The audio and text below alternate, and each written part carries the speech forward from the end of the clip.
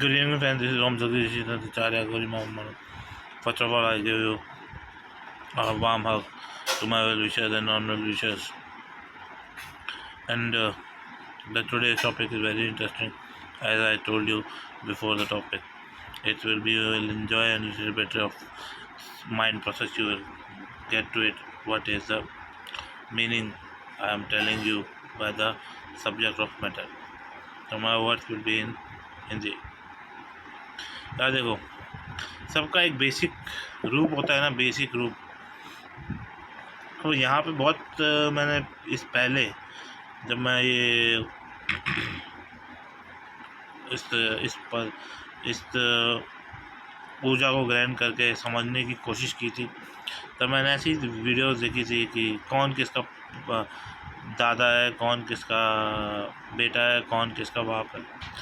तो एक पहले हम समझते हैं ऐसा रिश्ता है नहीं। ये तीनों जो तत्व क्या है, तत्व एक ग्रहण प्रणाली है, ट्रुथ को हम तत्व कहते हैं। मैं भी कर्म कर रहा हूँ, आप भी कर रहे हो। मुझे क्या ज़रूरत है कर्म करने की, जब मैं सब चीज़ में परिपक्व हूँ। मैं ये टॉपिक लेके आ रहा हूँ, इससे मेरा क्या फ़ायदा है, या मैं क्या ऐसा करना चाहता हूँ, या क्या अभी तक मेरी प्राप्ति नहीं हुई, क्या मेरे को संतुष्टि नहीं हुई, क्या मेरा जीवन ऐसे कर्म में ही चला जाएगा, या कई सैकड़ों सवाल हैं आप और मेरे पास।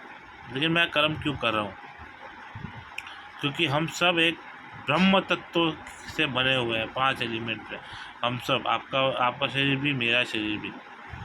लेकिन अंतर क्या है कि मेरी चेतना होती है, एक ऊर्जा होती है जो ब्रह्म तत्व में आत्मा जिसे कहते हैं, आत्मा समाया हुआ, उस चेतना से जुड़े हुए हैं।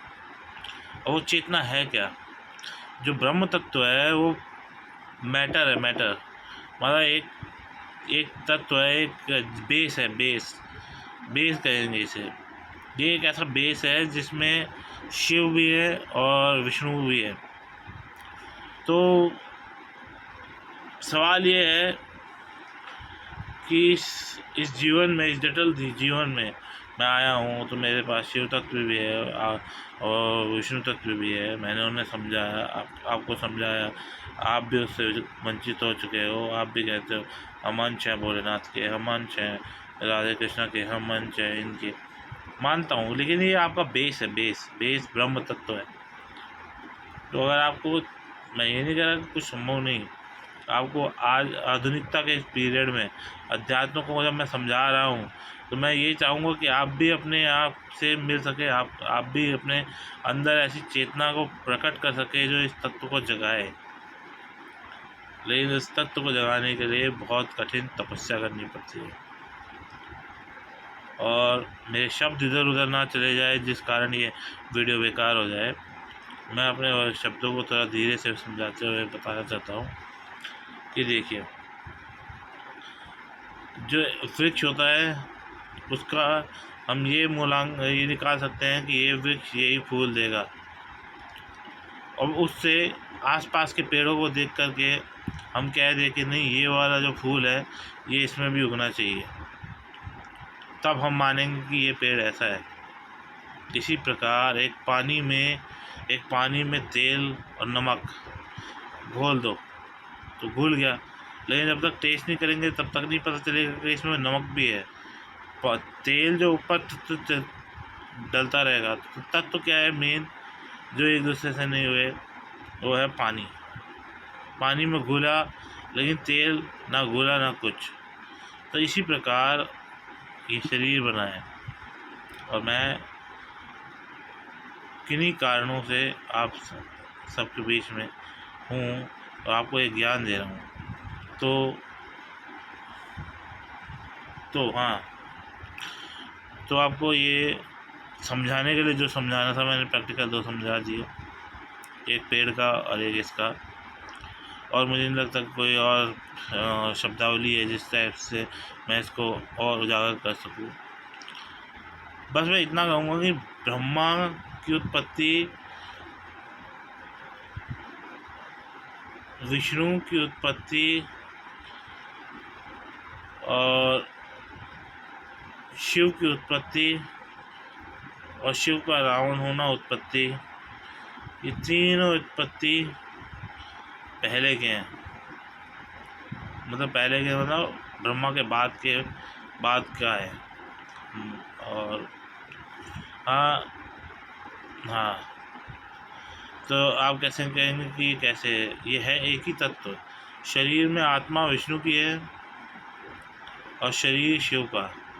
शरीर विकास कर रहा है, शरीर परिवर्तन ले रहा है, आत्मा विकास कर रही है, और तीसरा डंडा जो है वो है ब्रह्म तत्व, जो ब्रह्म तत्व पूरे चक्कर लगाते हुए इसमें ऊर्जा भर रही है। और जिसके 3-4 मुख हैं या एक मुख है, ये है कि 90-90-90-90 360 डिग्री, 360 डिग्री एक पूरा सर्कुलर सर। इसमें आपको सोचना पड़ेगा, मेरे को नहीं सोचना पड़ेगा, मेरे को आपको समझाना पड़ेगा कि जो मैंने समझाया तो उसमें ये है कि दोस्तों, जब देवी दुर्गा की उत्पत्ति हुई थी, जब समय की उत्पत्ति हुई थी, उसी समय उस दौरान ये पंचभूत इन सब की जब उत्पत्ति हुई, तो इसी में एक जो उत्पत्ति में हुआ वो है ब्रह्मा। फिर उन्होंने अपने आप को विस्तार में लेके आए। उसके बाद धीरे धीरे समय के साथ साथ वो चले। जब उनकी पूजा ही नहीं होती तो उनके बारे में जानकारी कहाँ से मिलेगी? ये तो समझने की बात है। जब उनकी पूजा ही नहीं होती ब्रह्मा का एक ही मंदिर, हम कहाँ से समझेंगे कि उनके बारे में क्या लिखा गया है? ये सब समझाने पे मेरे को आपको समझाने में मुझे समझ आ रहा और आपको भी समझ आया। हम सब कर्म कर रहे हैं, हम सब कर्म बंधन में ही हैं, जैसे कि मैंने बता दिया। ओम भोले।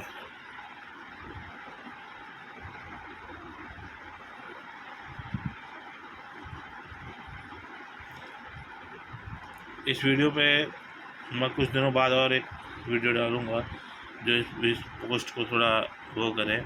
अभी तक के लिए आप भी समझिए, मैं भी थोड़ा आराम करता हूँ। और थोड़ा गहन अगर सोचना है तो सोचिए, नहीं है तो आपकी मर्ज़ी।